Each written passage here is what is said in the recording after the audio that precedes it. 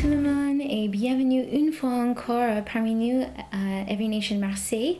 Je m'appelle Jenny O'Haro et vous avez entendu le message extraordinaire de mon mari Raphaël il y a 4 semaines et c'est à mon tour aujourd'hui.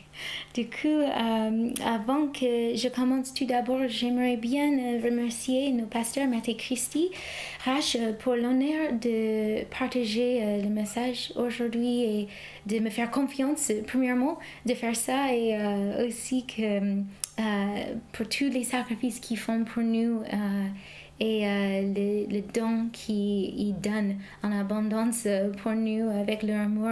Merci beaucoup à vous aussi. Et merci aussi à mon mari d'avoir corrigé mon français pour ce message. C'est la première fois que je prêche en français sans traduction. Alors, prie pour moi. Je suis désolée pour une erreur que j'ai faite avec le français. C'est toujours en train de s'améliorer. Et donc, qui vivra, verra. Alors, depuis un peu qu'un mois, nous avons reçu des enseignements incroyables et riches. Et nous avons aussi appris comment Jésus veut que nous encouragions, se pardonner, s'aiguiser, s'exhorter, s'aimer et soyez bons avec les uns les autres. Et cette phrase, les uns les autres, se retrouve partout dans les Écritures chrétiennes, dans l'Ancien et le Nouveau Testament. Donc aujourd'hui, nous allons terminer cette série formidable en regardant ce qui signifie la foi s'exprimant dans l'amour. Je vais lire de Galates chapitre 5, versets 6 et 13 jusqu'à 26.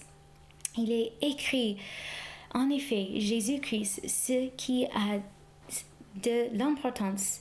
Ce n'est ni la circoncision ni l'incirconcision, mais seulement la foi qui agit à travers l'amour. Frères et sœurs, c'est à la liberté que vous avez été appelés. Seulement ne faites pas de cette liberté un prétexte pour suivre les désirs de votre nature propre. Au contraire, soyez par l'amour serviteurs les uns les autres. En effet, toute la loi est accomplie dans cette parole. Tu aimeras ton prochain comme toi-même. Mais si vous vous mordez et vous dévorez les uns les autres, attention, vous finirez par vous détruire les uns les autres. Voici donc ce que je dis. Marchez par l'esprit et vous n'accomplirez pas les désirs de votre nature propre. En effet, la nature humaine a des désirs contraires à ceux de l'esprit et l'esprit des désirs contraires à ceux de la nature humaine. Ils sont opposés entre eux, de sorte que vous ne pouvez pas faire ce que vous voudriez. Cependant, si vous êtes conduit par l'esprit, vous n'êtes pas sous la loi. Les œuvres de la nature humaine sont évidentes. Ce sont l'adultère, l'immoralité sexuelle, l'impureté, la débauche, l'idolâtrie, la magie, les haines, les querelles, les jalousies, les colères, les rivalités, les diversions, les sectes, l'envie, les meurtres, les vengeries, les excès de table et les choses semblables. Je vous préviens, comme je l'ai déjà fait, ceux qui ont un tel comportement n'hériteront pas du royaume de Dieu. Mais le fruit de l'esprit, c'est l'amour, la joie, la paix, la patience, la bonté, la bienveillance, la foi, la douceur, la maîtrise de soi. Contre de telles attitudes, il n'y a pas de loi. Ceux qui appartiennent à Jésus-Christ ont crucifié leur nature propre avec ses passions et ses désirs. Si nous vivons par l'esprit, laissons-nous aussi conduire par l'esprit. Ne soyons pas vaincus en nous provoquant les uns les autres et nous portons envie les uns les autres. Alors, on voit au début que Paul a sévèrement condamné ceux qui ont acceptent la circoncision dans l'espoir d'être justifiés devant Dieu. La mort de Christ pour le péché sur la croix leur est inutile. Soit nous avons confiance en Dieu, soit nous ne le faisons pas. Nous ne pouvons pas avoir entièrement confiance en lui par la foi et en même temps faire confiance à notre capacité de suivre la loi. Ici, Paul précise que la circoncision n'est pas un mal en soi. Son argument n'est pas que la circoncision doit être évitée à tout prix ou qu'elle rende une personne inepte à Christ. Au contraire, ces rituels et sacrements n'ont pas vraiment d'importance maintenant que Christ est venu. Être circoncis ou non circoncis signifie rien du tout en termes de jugement de Dieu sur nous. Tout ce qui compte, c'est que nous soyons en Christ par la foi. Dieu accepte Christ et il accepte tous ceux qui sont en Christ. Et maintenant, Paul ajoute une nouvelle idée. Il écrit qu'en Christ, tout ce qui compte, c'est la foi agissant par l'amour. Paul a développé cette idée dans ses versets suivants, mais c'est le premier indice que notre foi en Christ devrait motiver une réponse dans la façon dont nous vivons. Si ceux qui croient que Dieu les aime en Christ et par lui commenceront à répondre en aimant Dieu et les autres aussi. Mais pour cela, pourquoi Paul était si fort contre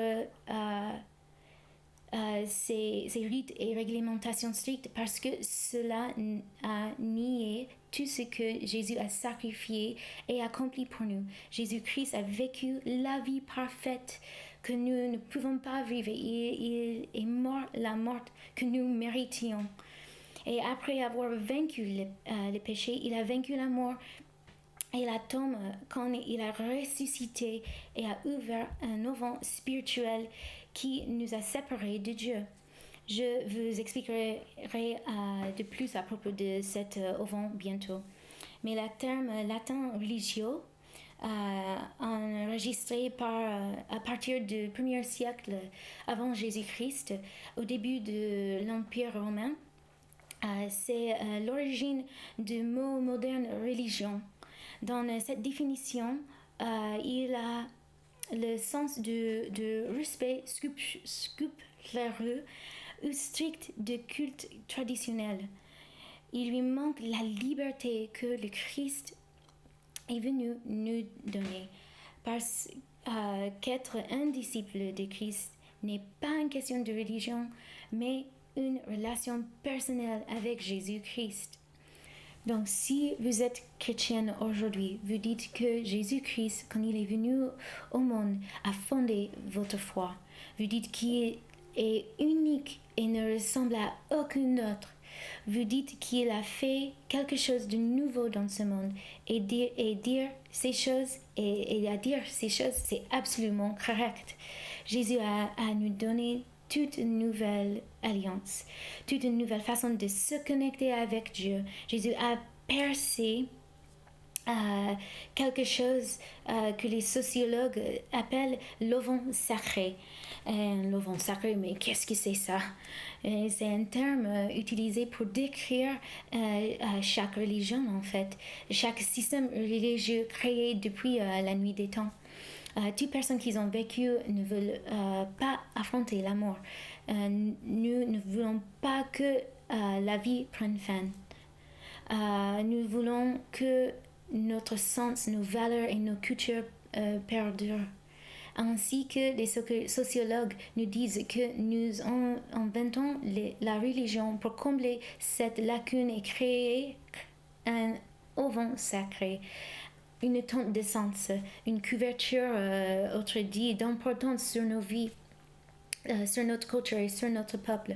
Et la religion est au cœur de cette verrière parce que nous voulons avoir raison avec Dieu ou être correct et bon devant lui, ou les dieux, alors que nous créons les dieux sacrés, les lieux sacrés et les textes sacrés qui ne sont conservés et gardés que par les hommes sacrés portant des vêtements sacrés. Et vous remarquez que ce sont toujours des hommes sacrés qui sont autorisés à garder ces textes et non pas les femmes, mais les lieux sacrés comme des temples et des tentes, des jardins, où les hommes sacrés détiennent des textes sacrés et créent un auvent sacré sur leur culture. Ils disent aussi, les sociologues, également que ces religions, même si penser qu'elles sont tous différentes, d'une certaine manière, ont tous une chose en commun. Elles appartiennent toujours à un groupe de personnes ou sont centrées sur un groupe ethnique ou acceptable dans une seule langue. Le célèbre sociologue américain d'origine autrichienne, Peter Ludwig Berger, était un expert de sociologie de savoir, en sociologie de la religion, en études de modernisation, en plus plusieurs d'autres domaines. Et il disait que les humains font cela pour s'assurer que nous sommes bien avec Dieu ou les dieux. Nous faisons cela pour être sûrs que notre groupe est bon, notre famille est bon, que je suis bon. Et donc, nous créons des rituels, des étapes et des chemins pour nous assurer que nous sommes en accord ou bons devant Dieu. Berger a dit aussi que toutes les religions font ça, sauf que, et il n'était pas chrétien quand il a dit cela, sauf pour la particularité historique du christianisme. Mais la particularité historique du christianisme, encore, c'est quoi ça? Mais qu'y avait-il de si particulier dans le christianisme, dans l'histoire? Au début du christianisme, il n'y avait pas de temples sacrés ni de prêtres sacrés, et les textes sacrés du judaïsme dont les premières chrétiennes ont hérité ont été vus sous un tout nouveau jour en fait. Cela a été considéré comme beaucoup moins que d'être à propos d'un groupe de personnes et beaucoup plus être d'environ maintenant une personne. Et cette personne, c'est Jésus-Christ. Et à cause de la toute nouvelle alliance de Jésus, il n'y avait plus qu'un seul groupe de personnes spéciales pour lequel Dieu était. C'était pour les hommes et les femmes de toutes les langues, de toutes les nationalités, de toutes les couleurs de peau. Les premiers chrétiens ont vu qu'à travers les enseignements, la vie, l'enterrement et la résurrection physique corporelle de Jésus-Christ d'entre les morts, ce que des centaines et des centaines des témoins oculaires ont témoigné comme étant vrai, que à cause de ce que Jésus a fait, maintenant n'importe qui peut être et que je peux être et vous pouvez être aussi acceptés par Dieu. Et voici maintenant la différence cruciale entre l'évangile de Jésus et toute autre religion et système de foi. À cause et par Jésus-Christ, les chrétiens peuvent savoir et expérimenter qu'ils ne sont pas corrects devant Dieu, non parce qu'ils ont fait ou ce que leur famille a fait ou ce que leur groupe ethnique a fait, mais ils peuvent être corrects devant Dieu uniquement à cause de ce que Jésus a fait. Et c'est une bonne nouvelle ça, n'est-ce pas? Nous ne sommes pas aimés de Dieu à cause d'un système ou d'une religion, mais à cause d'une personne, Jésus-Christ. Mais pas seulement Jésus nous donne à donner cette nouvelle alliance, mais il a nous également donné un nouveau commandement qui était et toujours d'aimer les uns les autres. Autrement dit, Jésus nous dit que la vie dans son royaume est différente et la vie sous l'ancien auvent sacré. Et il y a quelques exemples de ça en fait. C'est si vous dites ben wow, je n'aurais pas dû faire ces choses avec ces gens ces dernières nuits, mais bon, je suis allée à la messe ou un culte, donc ça n'a pas d'importance. Ou peut-être on dit eh bien, j'ai trompé cette test sur mes impôts. Mais c'est pas grave. J'ai fait un compliment à quelqu'un aujourd'hui. C'est bon. Hein? Ben, alors, vous vivez toujours sur l'ancien auvent et ne vivez pas dans la vie du royaume de Dieu. Il veut pas des hypocrites, le Seigneur. Il veut qu'on soit sincère et authentique et que son amour et sa parole couvrent chaque domaine de nos vies. Et aussi, la vie sur l'ancien auvent, c'est tout à propos de vous, tout à propos de moi. C'est moi et moi seul. Tout le reste, je m'en fiche, mais non, c'est pas ça. Ça, c'est l'ancien auvent sacré, mais on voulait vivre dans le royaume de Dieu qui pense aux autres. Et c'est tout, il est tout au sujet de Jésus et d'aimer les autres. Si nous regardons en arrière à Galates 5, versets 6 et 14, qui dit « En effet, en Jésus-Christ, ce qui a de l'importance, ce n'est ni la circoncision, non, ni l'incirconcision, mais seulement la foi qui agit à travers l'amour. Et en effet, toute la loi est accomplie dans cette seule parole. Tu aimeras ton prochain comme toi-même. » Autrement dit, en Luc 6, 31, il dit aussi « Ce que vous voulez que les hommes fassent pour vous, faites-le vous aussi de même pour eux. » Et pourquoi devrais-je être généreux? Pas parce que Dieu a besoin d'argent, mais parce qu'il aide les autres quand on fait ça. Pourquoi est-ce que je ne devrais pas bavarder? Parce que cela rabaisse les autres autour de nous. Et quand le Seigneur nous donne un commandement, c'est toujours par l'amour. C'est pour nous protéger et pour protéger les autres aussi. C'est pas que juste moi et moi-même seul. Et aussi, en Galates 13 et 16, Paul nous dit encore, frères et sœurs, c'est la liberté que vous avez été appelés. Seulement, ne faites pas de cette liberté un prétexte pour suivre les désirs de votre nature propre. Au contraire, soyez par amour, serviteurs les uns les autres. En effet, toute la loi est accomplie dans cette seule parole. Tu aimeras ton prochain comme toi-même. Mais si vous mordez et vous dévorez les uns les autres, attention, vous finirez par vous détruire les uns les autres. Voici donc ce que je dis, marchez par l'esprit et vous n'accomplirez pas les désirs de votre nature propre. Et cela nous montre à quoi sert la liberté en Christ.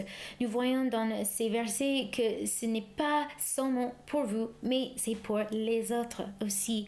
Et si nous continuons à lire dans le chapitre 5 de Galates, nous voyons que le fruit de l'esprit n'est pas seulement pour vous seuls d'avoir les rencontres étonnantes et profondes et bouleversantes seuls avec Dieu, mais c'est aussi pour les autres. Afin que nous ne provoquions ni ne vous envions les uns les autres les cadeaux qu'ils ont en fait. En conclusion, je vais juste passer rapidement en revue ce que signifie la foi s'exprimant dans l'amour. Nous pouvons voir que l'Église n'a pas créé le christianisme, ni n'a été créé à cause des textes sacrés. La résurrection de Christ, Jésus-Christ, d'entre les morts, a créé l'Église et le christianisme. Et Jésus leur a appris à s'aimer les uns les autres. Ainsi, à la lumière de qui est Jésus, de son nouveau commandement, de sa résurrection et de son amour pour nous. L'Église primitive a prospéré parce qu'elle s'est forcée à poser et à répondre et aussi à vivre cette seule question. Qu'est-ce que l'amour exige en moi? Je vais lire ça une fois encore, que ça résonne avec nous. Qu'est-ce que l'amour exige en moi? Donc en Matthieu 25, verset 31 jusqu'à 40, ils disent, lorsque le Fils de l'homme viendra dans sa gloire avec tous les saints anges, il s'assiera sur son trône de gloire. Toutes les nations seront rassemblées devant lui. Il séparera les uns les autres comme le berger sépare les brebis des boucs. Il mettra les brebis à sa droite et les boucs à sa gauche. Alors le roi dira à ceux qui seront à sa droite, venez, vous qui êtes bénis par mon Père, prenez possession du royaume qui vous a été préparé dès la création du monde. En effet, j'ai eu faim et vous m'avez donné à manger. J'ai eu soif et vous m'avez donné à boire. J'étais étranger et vous m'avez accueilli. J'étais nu et vous m'avez habillé. J'étais malade et vous m'avez rendu visite. J'étais en prison et vous êtes venus vers moi. Les justes lui répondront, Seigneur, quand avons-nous vu affamé et t'avons-nous donné à manger, ou assoiffé et t'avons-nous donné à boire? Quand t'avons-nous vu étranger et t'avons-nous accueilli, ou nu et t'avons-nous habillé? Et verset 39, quand t'avons-nous vu malade ou en prison et nous sommes-nous allés vers toi? Et le roi répondra, je vous le dis en vérité, toutes les fois que vous avez fait cela à l'un de ceux plus petits de mes frères, c'est à moi que vous l'avez fait. Et Jésus dit et explique dans cette parabole que dans son royaume, quand vous aimez les uns les autres, et spécialement ceux qui tombent dans vos catégories de ceux qui ne le méritent pas, qu'en fait, vous m'aimez. C'est ce que le Seigneur nous dit. Et quand vous blessez les uns les autres, vous me faites du mal. Aïe. Donc, nous devons nous demander si nous venons tout juste de vivre en nous demandant que l'amour exige de moi et que nous aimons vraiment les uns les autres. Nous verrions le changement positif, la vie et le réveil que Jésus est venu apporter à nous tous. Nous verrions notre foi s'exprimer dans l'amour. Et je vous laisse donc aujourd'hui avec seulement 3 points. Premièrement, comment vivez-vous et traitez-vous les autres? Parce que vous croyez vraiment et démontrez par votre façon de vivre. Et il est important de vraiment s'aimer les uns les autres comme il se doit sans Jésus, comme notre Sauveur et Seigneur. Deuxièmement, suis-je en train de lire la Bible quotidiennement et de mettre en pratique ce que Jésus me dit? La Bible est le guide qui nous montre comment vivre. Nous devrons donc la lire et la méditer tous les jours parce que la Bible n'a pas été écrite pour satisfaire notre curiosité simplement ou pour faire de nous des pécheurs plus intelligents. Non, mais en fait, il a été écrit pour changer nos vies. Et troisièmement, alors que vous vous retrouvez dans vos situations de la vie quotidienne, demandez-vous, qu'est-ce que l'amour exige de moi? Est-ce que je vis vraiment ces versets dans Galates? Parce que c'est ça qui va transformer pas seulement nos vies, mais aussi les vies des autres. Bon, je vais prier. Merci encore, Seigneur, pour qui tu es et pour tout ce que tu fais pour nous. Merci pour ce message. Je prie vraiment que Saint-Esprit, tu nous enseignes, que tu touches nos cœurs et que tu nous aides à vraiment vivre comme tu veux et que tu changes nos vies, Seigneur. Qu'on apprenne comment vraiment s'aimer les uns les autres, Seigneur. Et vraiment, je te remercie encore pour chaque personne qui regarde cette vidéo, qu'ils soient bénis, Seigneur, qu'ils vont passer une super bonne dimanche et un super reste de leur semaine. Au nom de Jésus-Christ. Amen. Merci encore tout le monde et on se voit pour la soirée fin de jeûne chez Matthieu Christi. Au revoir.